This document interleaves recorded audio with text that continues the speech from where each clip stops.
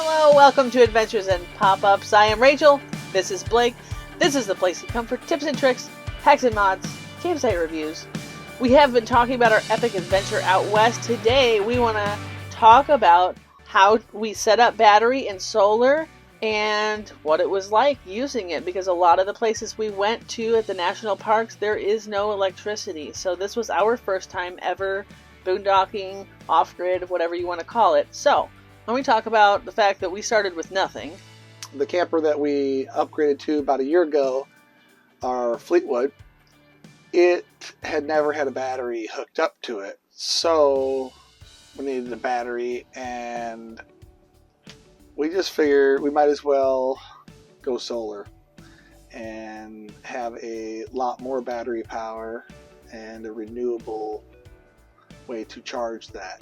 Yeah. But otherwise we would have needed a generator, right? Yeah, we kind of need a generator if we want to go in the summer or run the air conditioner, because you can do it a lot of solar, but we've only got one solar panel. So 2 batteries. We got a couple of 6-volt batteries from Sam's Club for about $100 and wired them together so they're paired. Golf cart batteries.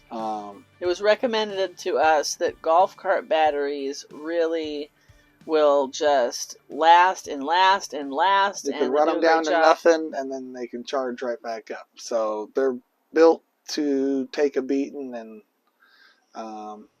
they're holding up really good. We haven't had our camper plugged in a week or two, and we went from 13.5 volts down to 12.5 volts. So we're still at 12.5 volts, just not really doing much. But anyways, we had to do some modifications to the camper in order to get 2 battery boxes on there. So that was kind of a job. I think I got some pictures on that. We did have a friend that was pretty knowledgeable about this, so he kind of told us what we should buy and what we should get.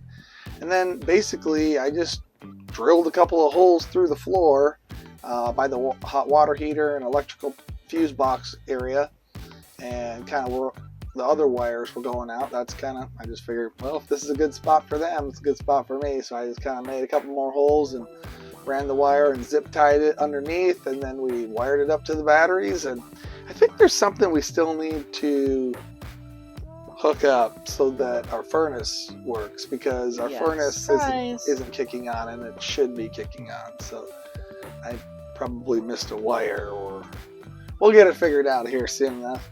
But anyways, we got the 200 watt panel and controller. It's a controller, the charge controller, something like that. I'm pretty sure that's what I'm saying. So and what was the Best Tech cigarette lighter? It's a USB port, because you don't have your 120 volt regular, what do you call them, outlets. They don't work on battery. Yeah, if you don't know this already, I can't tell you how many times I've seen people post, "This is my first time using battery, everyone help, why don't my outlets work?" And everybody's like, your outlets don't work on battery. Yeah, you need 30 or 50 amp for that stuff. Or generator. Got that put in, that's wired in, so that's nice. It's got its own breaker switch, and it works great. And it's got a meter on it, tells us where the battery's at. Yeah, I definitely like that it has the meter. Mm-hmm. And then it's got 4 USB ports plus a couple of the cigarette lighter. It works great. It just 12 volt out of our bench. Outlet is what it is, right? You can put the splitters in. It's basically a 3-way splitter.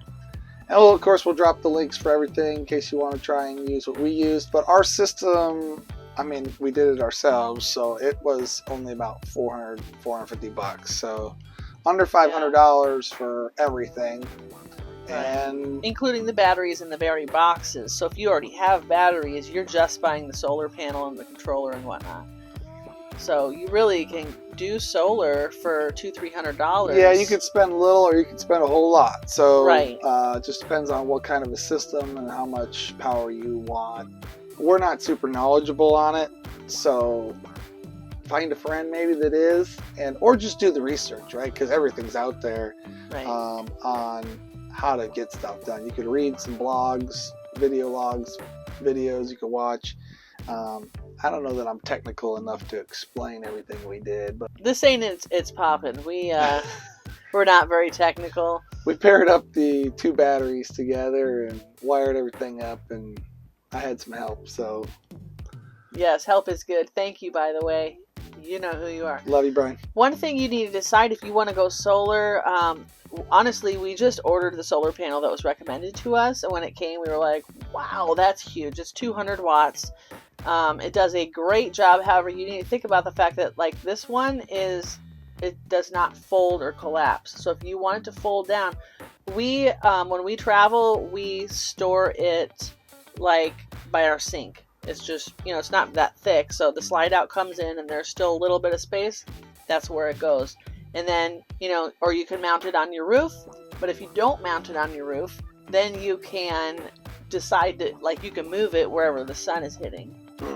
So that's good too. But I think we're just going to go ahead and mount it on the roof here eventually. Yeah, we'll figure that out soon. I think. Probably going to go ahead and put it on the roof here so we don't have to haul it in, haul it out, and worry about it getting stolen or something. Right. It's not going to get stolen if it's mounted to your roof.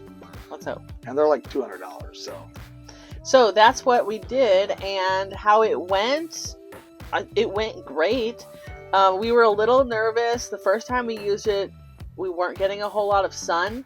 And so the battery was going down and not quite going up as far the next day. You know what I mean? It wasn't quite replenishing, but we had plenty of battery power. And we used it for lights, charging devices.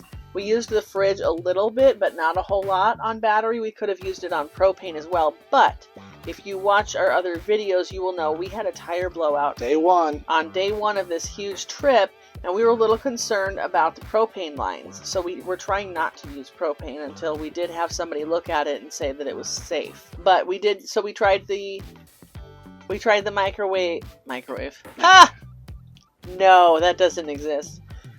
No microwave. And if it did, it wouldn't be working on battery. We did use the refrigerator a little bit, and it did suck more battery life, of course, but we were fine. We had plenty. When we were, at the Tetons and the Rockies were a lot sunnier, so it boosted right up. There was a lot of shade at Yellowstone.